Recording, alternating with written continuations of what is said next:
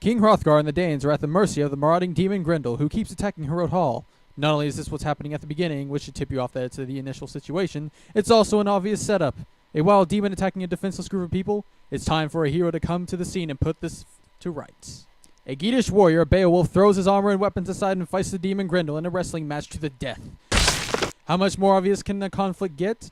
We've got two guys in a no-holds-barred wrestling competition to the death. If that's not a conflict, we don't know what is. Beowulf isn't usually very subtle about these things.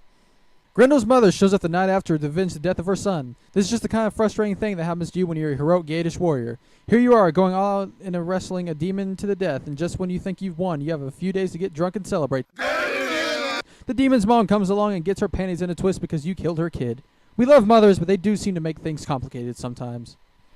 At home in Yatland, Beowulf must defend his people against a marauding dragon. Just when you think Beowulf is going to live happily ever after, he has to face his greatest challenge yet. A 50-foot-long fire breather. If anything screams climactic battle scene, it's the arrival of a dragon. Beowulf hangs out on the side of the dragon's barrel, recalling his past glories and wondering if he's going to die fighting the dragon. If you're tempted to yell, "Oh, just get on with it!" at this point, you're not the only one. Beowulf hangs out for several hundred lines, talking about his past glories and wondering if he's going to die while fighting the dragon. Still, it does help build suspense because it makes us wonder too.